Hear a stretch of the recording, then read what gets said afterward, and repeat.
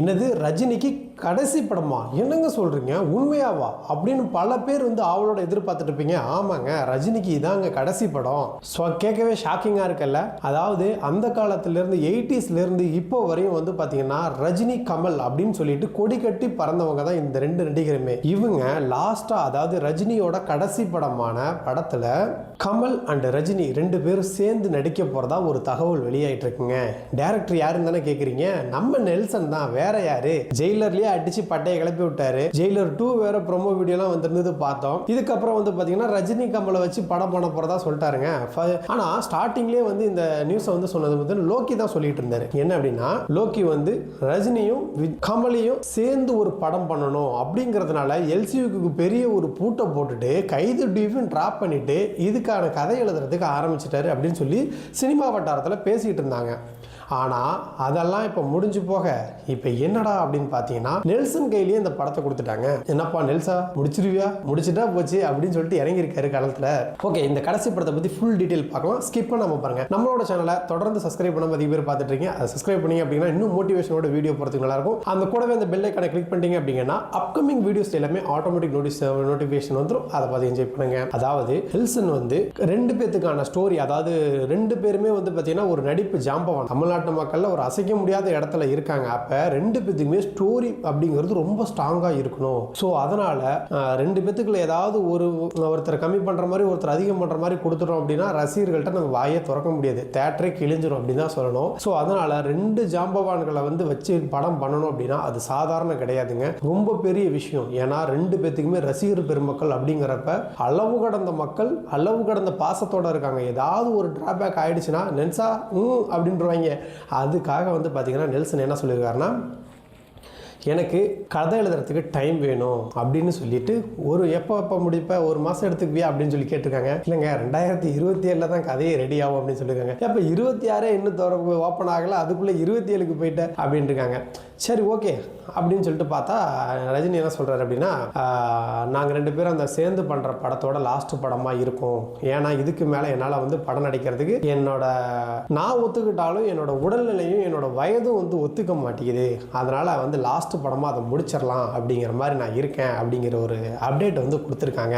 பல பேர் தமிழ்நாட்டு மக்களுக்கு, ரசிக பெருமக்களுக்கு எல்லாத்துக்குமே இது வந்து ஒரு ஷாக்கிங்காக தான் இருக்கும். ஆஹா, அப்போ 27க்கு அந்த படத்தோட முடிஞ்சிருச்சா அப்படின்னு தானே யோசிக்கிறீங்க? கிடையவே கிடையாது. அதுக்கு முன்னாடி இன்னொரு ட்விஸ்ட் இருக்கு. என்ன அப்படின்னு தானே கேட்குறீங்க? இதோ சொல்கிறேன் கேளுங்க.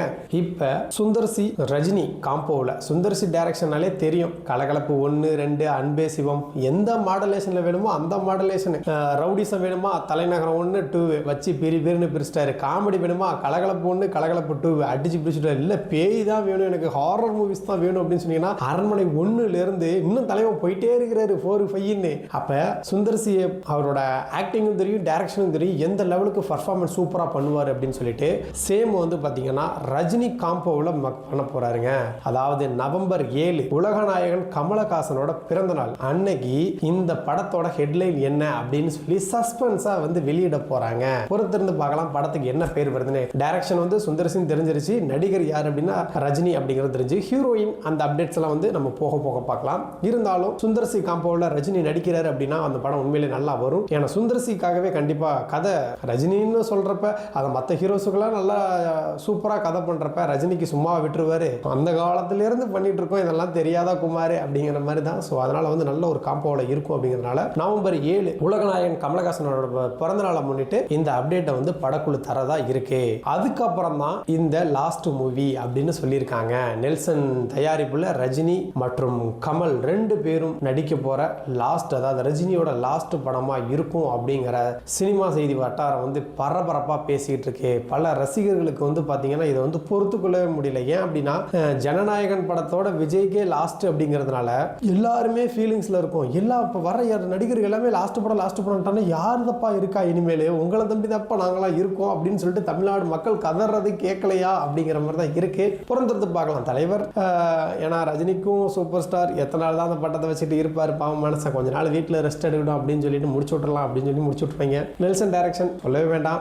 எப்படி பீஸ்ட்ல வந்து சொதப்பினாரோ அது கொரோனா காலகட்டத்தில் வெளியில போய் படம் எடுக்க முடியல. ஸோ அதனால ஒரு பக்கம் போயிடுச்சு. இருந்தாலும் ஜெயிலர்ல அனைத்து லாங்குவேஜ்லையுமே மல்டிபிள் லாங்குவேஜில் பட்டையை கிளப்பி விட்டார் அப்படின்னு தான் சொல்லணும். ஸோ ஜெயிலர் 2 இருக்கு, அடுத்தது ரஜினிக்கு, அடுத்தது சுந்தர்சி காம்போவில் அந்த படமும் இருக்கு. அதுக்கப்புறம் தான் லாஸ்ட் படங்க. அப்போ கிட்டத்தட்ட வந்து பார்த்தீங்கன்னா 200 படம் பக்கம் அவருக்கு வந்து 3 படம் பக்கம் நடுவில் இருக்கு. அப்படிங்கிறதுனால எந்த விதமான பிரச்சனையும் இல்லை அப்படின்னு தான் சொல்லணும். சூப்பர் ஸ்டார் என்னைக்குமே ஸ்டார் தான், ஒன்றும் ப்ராப்ளம். இதில் முக்கியமான இன்னொரு பாயிண்ட் இருக்கு. என்ன அப்படின்னு வந்து பார்த்தீங்கன்னா, இப்போ இந்த ரஜினியோட கடைசி படமும் இப்போ சுந்தரசி கூட காம்போ பண்ணியிருக்காருல ரஜினி, அந்த படத்தையுமே எந்த தயாரிப்பு நிறுவனம் என்ன நடத்துறாங்க அப்படின்னு பார்த்தீங்கன்னா கேட்கவே ஷாக் ஆயிடுவீங்க.